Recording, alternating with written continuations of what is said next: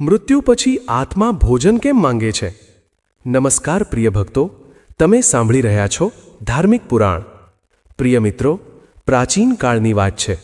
દેવર્ષિ નારદ એક જિજ્ઞાસા લઈને વૈકુંઠમાં શ્રીહરિ વિષ્ણુની સમક્ષ ઉપસ્થિત થયા. તેમના મનમાં મૃત્યુ પછી આત્માની દશાને લઈને એક વિચિત્ર પ્રશ્ન જાગ્યો હતો. તેઓ જાણવા માંગતા હતા કે આખરે મૃત્યુ પછી આત્મા ભોજન કેમ માંગે છે? મૃત્યુ પછી પરિવારજનો દ્વારા શ્રાદ્ધમાં જે પિંડદાન અને અન્નજળ અર્પણ કરવામાં આવે છે તેનું શું ઔચિત્ય છે? આ રહસ્યનું સમાધાન સ્વયં શ્રીહરિના જ્ઞાનથી પરિપૂર્ણ સંવાદમાં છુપાયેલું હતું. વૈકુંઠના પરમ શાંત વાતાવરણમાં શ્રીહરિ વિષ્ણુ એક દિવ્ય સિંહાસન પર બિરાજમાન હતા. ચરણોમાં વીણા ધારણ કરેલા નારદ મુનિએ દ્વાર પર આવીને દોહરાવ્યું, નારાયણ નારાયણ. પ્રભુની કૃપાથી પ્રવેશની આજ્ઞા પામીને નારદ આગળ વધ્યા અને હાથ જોડીને બોલ્યા, પ્રભુ, હું એક પ્રશ્ન લઈને આપના શરણે આવ્યો છું. વિષ્ણુએ સ્મિત સાથે કહ્યું, દેવર્ષિ નારદ, તમારું સ્વાગત છે. જણાવો, કઈ જિજ્ઞાસાએ તમને વ્યાકુળ કર્યા છે? તેમની વાણી હંમેશની જેમ મધુર હતી. નારદે વિનમ્રતાથી કહ્યું, હે ભગવન, મેં મૃત્યુલોકમાં એક અદ્ભુત ઘટના જોઈ છે. તેને જોઈને મારા હૃદયમાં એક પ્રશ્ન ઉત્પન્ન થયો છે કે મૃત્યુ પછી આત્મા ભોજન કેમ માંગે છે, જ્યારે તેનું સ્થૂળ શરીર તો નષ્ટ થઈ જાય છે? કૃપા કરીને મારી શંકાનું નિવારણ કરો. ભગવાન વિષ્ણુએ ગંભીર સ્વરમાં ઉત્તર આપ્યો, હે નારદ, પ્રત્યેક પ્રશ્નનો ઉત્તર સ્વયં શોધવાનો પ્રયત્ન કરવો જ્ઞાનને વધુ ઊંડું બનાવે છે. તે જે ઘટના જોઈ છે તે પહેલાં વિસ્તારથી સંભળાવ. સંભવ છે કે તેમાં જ તારા પ્રશ્નનું સમાધાન છુપાયેલું હોય. હું ધ્યાનપૂર્વક સાંભળી રહ્યો છું. નારદ મુનિએ મસ્તક નમાવીને કહ્યું, જેવી આજ્ઞા પ્રભુ. ત્યારબાદ તેમણે પૃથ્વીલોક પર જોયેલી તે ઘટનાની કથા શ્રીહરિને સંભળાવવાની શરૂ કરી. વિશુદ્ધ બ્રાહ્મણની કથા. નારદ મુનિએ કહેવાનું શરૂ કર્યું, પ્રભુ, થોડા સમય પહેલાં પૃથ્વીલોક પર એક નગરીમાં વિશુદ્ધ નામનો એક બ્રાહ્મણ રહેતો હતો. જો કે તે જન્મથી બ્રાહ્મણ હતો, પરંતુ તેના કર્મ અત્યંત નીચ અને અનાચારપૂર્ણ હતા. તેને ધર્મકર્મમાં રુચિ નહોતી. તે માત્ર નામનો જ બ્રાહ્મણ હતો. પૂજાપાઠ અને વેદાધ્યયન કરતાં તેને ધનનો લોભ વધુ રહેતો હતો. એકવાર સાંજના સમયે એક ભૂખ્યો અતિથિ તેના દ્વારે આવ્યો અને ભોજન માંગ્યું, પણ વિશુદ્ધે કર્કશ અવાજમાં તેને કાઢી મૂક્યો, ચલ હટ અહીંથી, મારી પાસે તને ખવડાવવા માટે અન્ન નથી. જ્યારે સત્ય એ હતું કે તેના ભંડાર અન્નથી ભરેલા હતા, કિંતુ દાન આપવાની ભાવના તેનાથી કોસો દૂર હતી. તે પોતે પેટ ભરીને ખાતો, પણ કોઈ નિર્ધનને અંશમાત્ર અન્ન પણ ન આપતો. આ જ રીતે તે પોતાના પિતૃઓ પ્રત્યેના કર્તવ્યો પણ ભૂલી ચૂક્યો હતો. વર્ષોથી તેણે તેના દિવંગત માતા પિતાનું શ્રાદ્ધ પણ કર્યું નહોતું. તે આ સંસ્કારોને વ્યર્થ સમજતો અને કહેતો, મૃતકોને ખાવાનું વળી કોણ ખવડાવે? આ બધું પાખંડ છે. પરિવારમાં જો કોઈ તેને સમજાવતું કે પિતૃઓને અર્પણ કરવાથી તેમના આશીર્વાદ મળે છે, તો તે હસીને ટાળી દેતો. આ પ્રકારે પોતાના અહંકાર અને અધર્મના કારણે વિશુદ્ધે અનેક પાપ ભેગા કરી લીધા હતા. તે છળ કપટથી ધન કમાતો, યજ્ઞ દાનથી દૂર ભાગતો અને અતિથિ સત્કારને તુચ્છ ગણી ઉપેક્ષા કરતો. બ્રાહ્મણ કુળમાં જન્મ લઈને પણ તેણે બ્રાહ્મણ ધર્મનું પાલન કર્યું નહીં. મૃત્યુ અને યમદૂતોનું આગમન. આખરે તે ઘડી પણ આવી પહોંચી જ્યારે બ્રાહ્મણ વિશુદ્ધને પોતાના કર્મોનું ફળ ભોગવવાનું હતું. એક રાત્રે તે તીવ્ર તાવ અને પીડાથી તડપી ઉઠ્યો. થોડી જ વારમાં તેની હાલત ગંભીર થઈ ગઈ. પરિવારજનો તેને ઘેરીને ઊભા હતા. વિશુદ્ધે દુર્બળ દ્રષ્ટિથી ચારે બાજુ જોયું, કિંતુ હવે પશ્ચાતાપ કરવા માટે સમય બાકી નહોતો. તેના પ્રાણ નીકળવાની ક્ષણ નજીક હતી. અચાનક ચારે બાજુ અંધકાર છવાઈ ગયો અને આકાશમાં વીજળી ચમકી. વાતાવરણમાં એક ભયાનક શાંતિ પ્રસરી ગઈ. ત્યારે બે ભયંકર આકૃતિઓ કાળા વાદળોની જેમ પ્રગટ થઈ. આ યમદૂતો હતા. યમરાજના દૂતો જે પાપી પ્રાણીઓને લેવા આવે છે. તેમની આંખોમાંથી અગ્નિ જેવી ચમક નીકળી રહી હતી અને હાથમાં ભયાનક પાશ હતા. મૃત્યુની અંતિમ ક્ષણોમાં વિશુદ્ધને તે દૂતો દેખાયા તો તેનું હૃદય ભયથી કાંપી ઉઠ્યું. ક્ષણવારમાં જ વિશુદ્ધે પ્રાણ ત્યાગી દીધા. તેનું ભૌતિક શરીર નિર્જીવ થઈને પૃથ્વી પર પડી ગયું, કિંતુ તેની સૂક્ષ્મ આત્મા શરીરમાંથી નીકળીને યમદૂતોના પાશમાં બંધાઈ ગઈ. આત્માએ પોતાની જાતને હવામાં લટકેલી અનુભવી. તેને તીવ્ર પીડાનો અનુભવ થયો, જાણે હજારો વીંછીઓએ એક સાથે ડંખ માર્યો હોય. તે ચીસો પાડવા માંગતો હતો, પણ હવે તેની ચીસો જીવિત પરિવારજનોના કાન સુધી પહોંચી શકે તેમ નહોતી. ઘરના લોકોએ વિલાપ કરતા તેના નિર્જીવ શરીરને ઘેરી લીધું. કિંતુ યમદૂતોએ આત્માને કોઈ કેદીની જેમ પકડી રાખી હતી. એક દૂત ગરજ્યો, પાપી આત્મા, હવે તું અમારી સાથે યમલોક ચાલશે. આત્માએ કાપતા અવાજે વિનંતી કરી, કૃપા કરો, મને જવા દો. પણ તે ક્રૂર દૂતો પર કોઈ અસર ન થઈ. તે જ સમયે એક વૃદ્ધ પુરોહિત ત્યાં આવ્યા અને પરિવારને કહ્યું કે મૃતક માટે અંતિમ ક્રિયાની તૈયારી કરે. યમદૂતોએ અંદરોઅંદર ચર્ચા કરી. પછી એક બોલ્યો, આના કર્મ એટલા ભ્રષ્ટ છે કે આને તરત જ લઈ જવો જોઈએ, પરંતુ આને પ્રેત યોનિમાં થોડો સમય ભૂખ તરસની યાતના ભોગવવા દો. 13મા દિવસે અમે ફરી આવીને આને યમરાજની સમક્ષ પ્રસ્તુત કરીશું. આ કહીને તેઓ અદૃશ્ય થઈ ગયા. પ્રેત આત્માની વ્યાકુળતા. વિશુદ્ધની આત્મા હવે સ્વતંત્ર તો હતી, પણ સ્થૂળ શરીર વગર અદૃશ્ય રૂપે ભટકવા માટે અભિશપ્ત હતી. પરિવારવાળાએ બીજે દિવસે જેમ તેમ તેનું દાહ સંસ્કાર તો કરી દીધું, પરંતુ આત્માના તર્પણ હેતુ પિંડદાન અને શ્રાદ્ધના નિયમોને તેમણે ગંભીરતાથી લીધા નહીં. વિશુદ્ધનો પુત્ર તેના પિતા જેવો જ મૂર્ખ નીકળ્યો. તેણે ક્રિયાકર્મ માત્ર એક ઔપચારિકતાની જેમ નિભાવ્યું અને પંડિત દ્વારા બતાવવામાં આવેલા દૈનિક પિંડદાનને મહત્વ ન આપ્યું. પરિણામ સ્વરૂપ તે બ્રાહ્મણની આત્માને મર્યા પછી પહેલો પિંડ પણ નસીબ ન થયો. હવે તે પ્રેત બનીને પોતાના જ ઘરની આસપાસ ભૂખી તરસ્યા ભટકવા લાગી. પહેલી જ રાત્રે તેની પત્નીએ ભારે હૈયે ઘરના આંગણામાં એક દીવો પ્રગટાવી પાસે જ જળથી ભરેલો કળશ મૂકી દીધો. તે રડતા રડતા ઈશ્વરને પ્રાર્થના કરવા લાગી કે તેના પતિની આત્માને શાંતિ મળે. પ્રેત રૂપમાં વિશુદ્ધ પોતાની પત્નીની આ શ્રદ્ધા જોઈ રહ્યો હતો. તે દીવાના પ્રકાશ અને જળની ઉપસ્થિતિથી તેને ક્ષણિક શાંતિ મળી, જાણે કોઈએ ઠંડા પાણીના થોડા ટીપા તેના તપેલા કંઠ પર છાંટ્યા હોય. કિંતુ તેને ઠોસ અન્ન ન મળવાથી ભૂખની જ્વાળા ફરીથી ભભૂકતી રહી. બીજે દિવસે સવારે તેણે જોયું કે તેનો પુત્ર આ ક્રિયાઓને અંધવિશ્વાસ કહીને મજાક ઉડાવી રહ્યો છે. પત્નીએ દુઃખી થઈને તેને સમજાવવાનો પ્રયત્ન કર્યો કે આ કર્મોથી આત્માને શાંતિ મળે છે, પણ પુત્રએ પિતાની જેમ જ જિદ્દી સ્વભાવ બતાવતા બધી વાત વણ સાંભળી કરી દીધી. આ ઉપેક્ષાએ પ્રેતાત્માને વધુ ક્ષુબ્ધ કરી દીધો. વિશુદ્ધની પ્રેતાત્મા અત્યંત દયનીય દશામાં ઘરના આંગણામાં ભટકી રહી હતી. તેને તીવ્ર ભૂખ અને તરસ અનુભવાઈ રહી હતી, પરંતુ તે કંઈ પણ ખાવા પીવા માટે અસમર્થ હતી. ક્યારેક તે વ્યાકુળ થઈને રસોડા તરફ દોડતી, જ્યાંથી તેના પરિવારજનોના ભોજનની સુગંધ આવી રહી હતી, કિંતુ તે ઈચ્છવા છતાં પણ એક કોળીઓ ગળી શકતી ન હતી. ક્યારેક તે પોતાના રડતા પરિવાર પાસે જઈને સહાય માંગવા ઈચ્છતી, પણ તેની ફરિયાદ કોઈ સાંભળી શકતું ન હતું. અંતે તે હતાશ થઈને આકાશ તરફ જોઈ વિલાપ કરવા લાગી. હા ઈશ્વર, આ કેવી યંત્રણા છે! મારાથી તો આ ભૂખ હવે સહન નથી થતી. કોઈ છે જે મારી પોકાર સાંભળે? નારદ મુનિ અને આત્માનો સંવાદ. અચાનક આંગણામાં દિવ્ય જ્યોતિ પ્રગટ થઈ અને દેવર્ષિ નારદ ત્યાં અવતરિત થયા. તેમને જોઈ પ્રેતાત્મા ચકિત થઈ ગઈ. તેણે કાંપતા અવાજે પૂછ્યું, આપ નારદ મુનિ છો? શું આપ મને જોઈ શકો છો? નારદે કરુણા ભરેલી દ્રષ્ટિથી તેની તરફ જોયું અને બોલ્યા, હા બ્રાહ્મણદેવ, હું તમને જોઈ પણ શકું છું અને તમારી વ્યથા પણ સાંભળી શકું છું. તમારા આર્તનાદે મને અહીં ખેંચી લાવ્યો છે. આ કહીને નારદે પોતાની વીણા હાથમાં સંભાળી અને આત્માની સમીપ આવ્યા. પ્રેતાત્માએ વ્યથિત થઈને કહ્યું, ઋષિવર, હું અત્યંત ભૂખ્યો અને તરસ્યો છું. મારા પોતાના પણ મારી સંભાળ નથી લઈ રહ્યા. શું આપ જણાવી શકો છો કે મને આ તૃષ્ણા અને ક્ષુધા કેમ સતાવે છે? મારે તો શરીર પણ રહ્યું નથી, છતાં આ પ્રેત યોનિમાં આવી બળતરા કેવી? નારદે ગંભીર સ્વરમાં ઉત્તર આપ્યો, હે આત્મન, મૃત્યુ પછી આત્મા એક સૂક્ષ્મ વાયુમય દેહમાં રહે છે. સ્થૂળ શરીર ન રહેવા પર આત્માની દશા તે દીવાની જ્યોત સમાન હોય છે, જે તેલ કે ઘી વગર ઝબકવા લાગે છે. જો તારા પરિવારજનોએ વિધિપૂર્વક પિંડદાન કર્યું હોત તો તને એક પિંડના આકારનો દેહ મળત, જેનાથી તારી ભૂખ શાંત થાત. કિંતુ શાસ્ત્રો કહે છે કે જ્યાં સુધી મૃતકનું શ્રાદ્ધ અને પિંડદાન ન થાય, આત્મા આમ જ ભૂખી તરસ્યા ભટકતી રહે છે.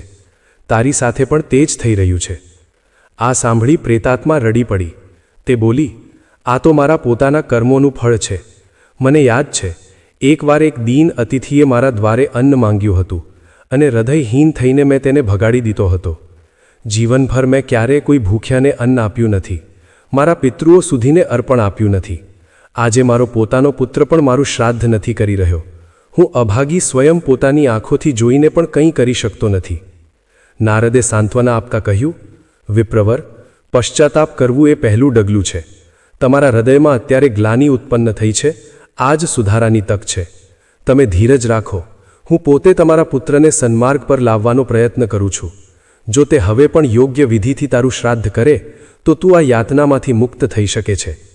પ્રેતાત્માએ આશા ભરેલી દ્રષ્ટિથી નારદ તરફ જોયું અને તેમના ચરણોમાં પડવાનો પ્રયત્ન કરતા કહ્યું, જો આપ મારો ઉદ્ધાર કરી શકો તો હું સદા આપનો ઋણી રહીશ.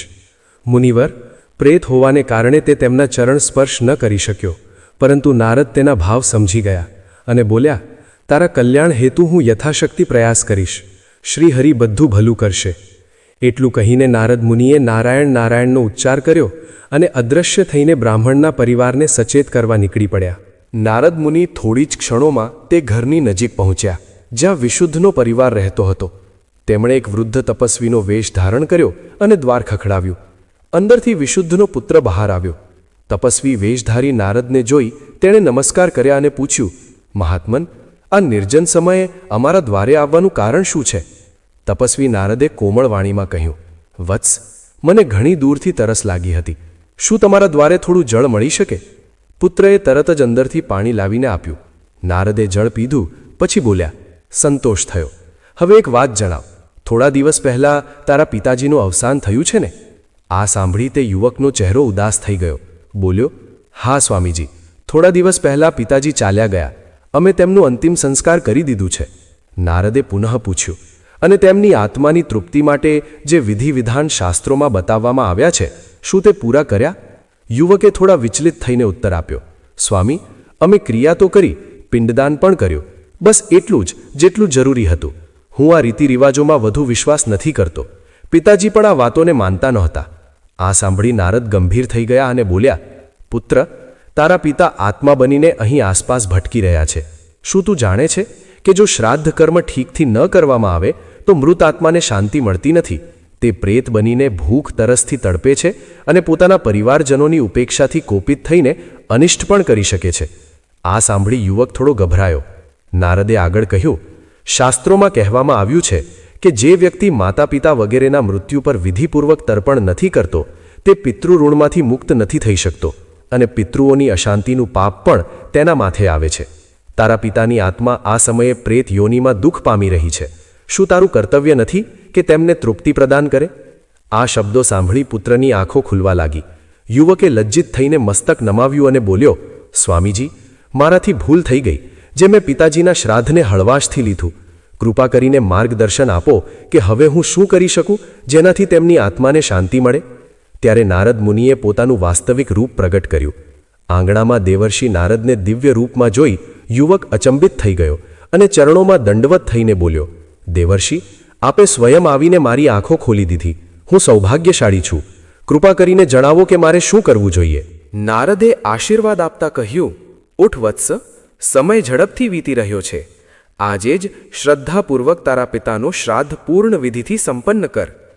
નારદે વિસ્તારથી સમજાવતા કહ્યું, નદી કિનારેથી પવિત્ર જળ લઈ આવ, શ્રેષ્ઠ બ્રાહ્મણોને આમંત્રિત કર અને તારા પિતાની આત્માને પિંડ અર્પણ કર. તલ, કુશ, પુષ્પ અને ગંગા જળથી તર્પણ આપ. તેમને પ્રિય ભોજન બનાવીને અગ્નિ તેમજ ગાયને ભોગ લગાવ. પછી બ્રાહ્મણોને આદરપૂર્વક ભોજન કરાવી દાન દક્ષિણા આપ. તું આ બધું શ્રદ્ધા અને પ્રેમથી કરીશ તો ચોક્કસ તારા પિતૃઓ પ્રસન્ન થશે અને તેમની આત્માને તૃપ્તિ મળશે. શ્રાદ્ધ અને આત્માનો ઉદ્ધાર. યુવકે પૂરી નિષ્ઠાથી નારદ દ્વારા બતાવવામાં આવેલા પ્રત્યેક નિયમનું પાલન કર્યું. તે જ દિવસે ઘરમાં ફરીથી શ્રાદ્ધનું આયોજન કરવામાં આવ્યું. વિધિ વિધાનપૂર્વક તર્પણ, પિંડદાન અને આદરપૂર્વક બ્રાહ્મણ ભોજન કરાવવામાં આવ્યું. પુત્રએ પોતાના હાથોથી પિંડ અર્પણ કરતા મન હી મન પિતા પાસે ક્ષમા યાચના કરી. નારદ મુનિ સ્વયં ત્યાં ઉપસ્થિત રહીને બધું કર્મકાંડ સંપન્ન કરાવતા રહ્યા. જેવું પિંડનું અંશ અગ્નિ તેમજ ગાયને અર્પિત કરી પૃથ્વી પર રાખવામાં આવ્યું, અદૃશ્ય રૂપમાં પ્રેતાત્માએ તે પિંડમાંથી ઉત્પન્ન સૂક્ષ્મ ભોજનને ગ્રહણ કર્યું. વર્ષોથી અધૂરી તરસ જાણે ટીપે ટીપે પાણી પામીને શાંત થઈ રહી હતી. પ્રેતાત્માને પહેલીવાર તૃપ્તિનો અનુભવ થયો અને તેના હૃદયમાં શાંતિનો સંચાર થવા લાગ્યો. તે રાત્રે બ્રાહ્મણની આત્માએ સ્વપ્નમાં પોતાની પત્ની અને પુત્રને દર્શન આપ્યા. તે પ્રસન્ન અને શાંત દેખાતી હતી. પત્નીએ જોયું કે તેના પતિ ઉજ્જવળ હૂપમાં કહી રહ્યા છે, તમારા પ્રેમ અને શ્રદ્ધાથી મને શાંતિ મળી છે. ઈશ્વર તમારું કલ્યાણ કરે. તે જ રીતે પુત્રને પણ સ્વપ્નમાં પિતાના આશીર્વાદ મળતા અનુભવાયા. પ્રાતઃકાળે મા દીકરાએ પોતાના સ્વપ્ન એકબીજાને કહ્યા તો એ જાણીને તેમના હૃદયમાં સંતુષ્ટ થયો કે આત્માને તૃપ્તિ મળી ચૂકી છે અને તે હવે આગળ પ્રસ્થાન કરવાની છે. શ્રાદ્ધ કર્મ સંપન્ન થયાના તુરંત પશ્ચાત 13મા દિવસે યમદૂત ફરીથી તે પ્રેતાત્માને લેવા આવી પહોંચ્યા. આ વખતે પ્રેતાત્માના મુખ પર પહેલાં જેવી વ્યાકુળતા નહોતી. તેને પુત્રના કર્તવ્ય પાલનથી થોડી શાંતિ મળી ચૂકી હતી. યમદૂતોએ કઠોર સ્વરમાં પોકાર કર્યો, સમય પૂર્ણ થયો, આત્મા ચાલવા માટે તૈયાર થાઓ. પ્રેતાત્માએ અંતિમ વાર પોતાના ઘર તરફ દ્રષ્ટિ કરી અને પછી નારદ મુનિને કૃતજ્ઞતાપૂર્વક પ્રણામ કર્યા. નારદે આશીર્વાદ આપીને કહ્યું, વત્સ, હવે ધૈર્ય રાખજે. યમરાજના લોકમાં પોતાના કર્મોનું ફળ યોગ્ય રીતે ભોગવી આત્મા પુનઃ નવી યાત્રા આરંભ કરશે. ઈશ્વરને પ્રાર્થના કરજે અને મનમાં શ્રીહરિનું સ્મરણ રાખજે. પ્રેતાત્માએ વિનમ્રતાથી મસ્તક નમાવ્યું.